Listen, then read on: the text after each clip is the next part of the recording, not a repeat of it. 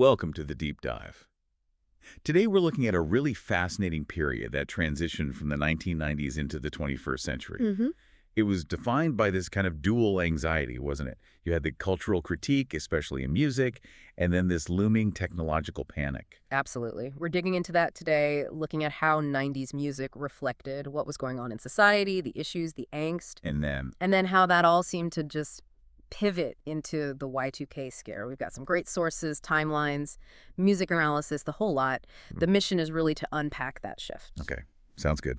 Let's start with the 90s soundtrack then, because the music back then, it wasn't just background noise, was it? It felt like a real force. Oh, completely. It was a major vehicle for commentary, social, political, hitting things like racial inequality, poverty, conformity, gender issues head on. Yeah, and political hip-hop and rap were right at the forefront, weren't they? Yeah. Really sharp commentary. Definitely. They were giving voice to experiences often ignored by mainstream media. I mean, really shining a light on systemic racism, police brutality. It was powerful stuff. When you look back at the sources, the lyrics are so direct. Tupac's Trapped or Changes, they're explicitly about the cycle of poverty, police violence. It's almost like journalism set to a beat. Exactly. No punches pulled.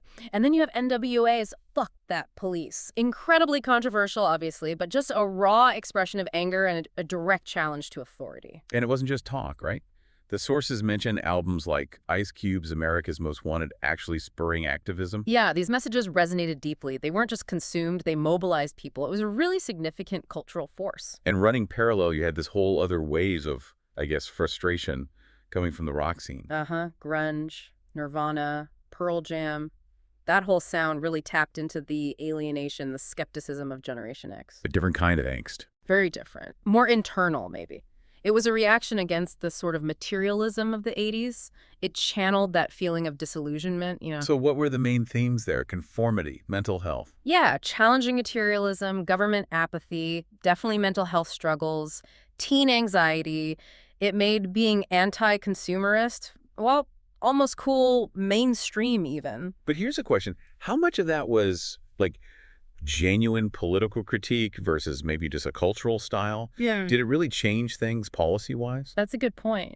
The sources suggest it was maybe more effective at shifting culture fashion attitudes than, say, forcing specific policy changes, especially compared to hip-hop's directness. Interesting. But what's also really interesting is how gender dynamics played out alongside this. Right. You had these really fierce feminist rock bands. Yeah. L7, Sonic Youth. Their stuff was raw anti-establishment. Yeah, bricks are heavy, dirty, directly calling out patriarchy, sexual violence, very confrontational. But then at the same time, you had this other kind of female empowerment message emerging, right? More. Pop. Exactly. Girl power. The Spice Girls took that idea and made it global, incredibly commercial. A different approach, but still pushing female empowerment into the mainstream. And that contrast really shaped the late 90s pop scene, didn't it? You had R&B groups like TLC with No Scrubs or Destiny's Bills. They weren't just catchy, they were setting boundaries, defining self-worth in relationships. Yeah, absolutely. And alongside huge acts like Britney Spears, this late 90s pop boom really pushed self-expression to the forefront. And of course, MTV was crucial. Oh yeah, the music videos, spreading the looks, the attitudes everywhere. Absolutely. So the 90s, it used music as this really loud, influential channel for pushing back, demanding change. But then, as the decade wound down, it feels like the focus just shifted completely.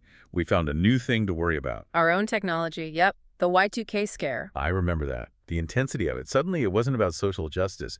It was about whether computers would crash at midnight. So remind us, what was the actual technical issue? The core of the panic? It's actually quite mundane in origin. It boils down to saving money, basically. Back in the 60s and 70s, when a lot of this foundational code was written, well, computer memory and storage were incredibly expensive. Right. Like physically large and costly. Exactly.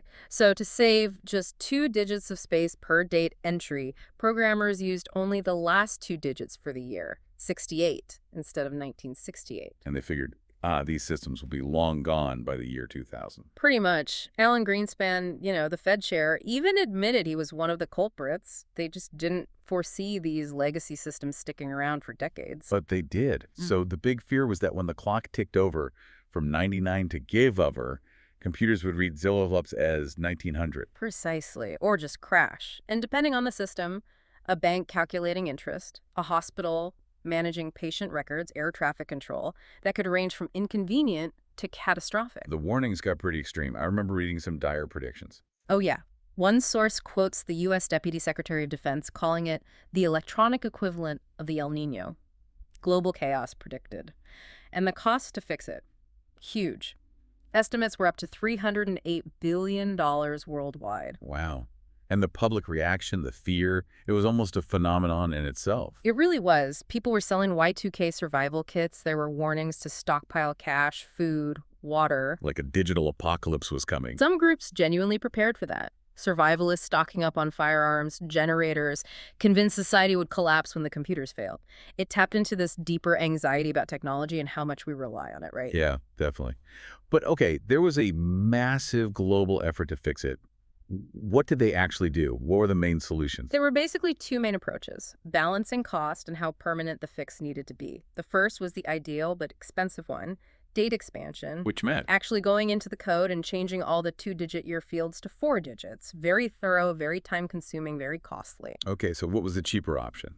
The shortcut? That was called date windowing. It was actually quite clever as a temporary patch. How did that work? Instead of rewriting everything, they programmed the computer to interpret 2-digit years based on a sliding window of 100 years. So like you tell the computer, if the year is between 00 and, say, 25, assume it's 20 mark X. If it's 26 to 99, assume it's 19X. Exactly that. You set a pivot year. It was cheaper, faster, and relied on the assumption that these old systems would finally be replaced before that window caused problems down the line, maybe around 2026 or later. Okay, so the big moment arrives, Yeah. January 1st, 2000, and the world didn't end. Planes didn't fall out of the sky. Nope.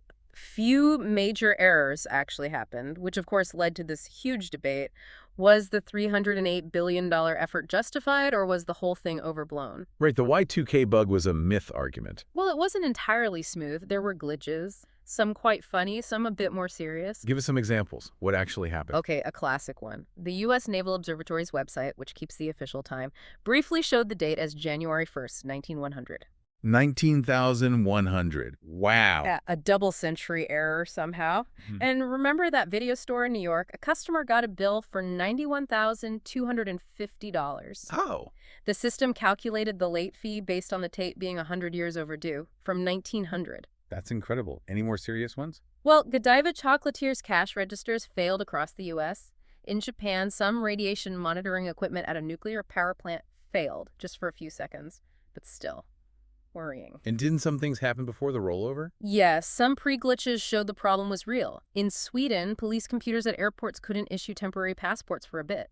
And in Germany, a payroll system thought it was 1900 and messed up childcare subsidies because it calculated the kids as being over 100 years old. So glitches happened, but not the predicted meltdown.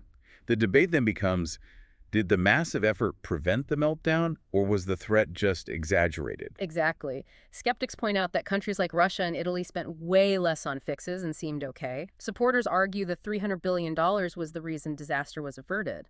It's hard to prove a counterfactual, right? True. So we collectively spent all this energy, money, anxiety on this potential technological crisis. Which we successfully handled, arguably. Yeah. But the irony is, right after we dodged the Y2K bullet, the real crises of the early 21st century started hitting. And they had nothing to do with 2-digit date fields. It's quite stark, isn't it? President Clinton called Y2K the first challenge of the 21st century successfully met. But almost immediately after, well, the world changed dramatically. Oh, just look at the timeline. 2001, 9/11, 2003, the Iraq invasion, 2005, Hurricane Katrina, 2008, the global financial crisis, Lehman Brothers collapsing. These were the events that truly defined the start of the century. Yeah, massive real-world disruptions. And culturally, the music shifted again, too, reflecting that change in anxiety, maybe. How so? Well, the really pointed political critique of the early 90s faded somewhat. By 99, nu metal was huge. Think Limp Bizkit's Nookie. It was aggressive, sure, but maybe more about internal rage, confusion, kind of a soundtrack for the apocalypse that didn't happen. Right. And alongside that, you had this explosion of pure pop escapism.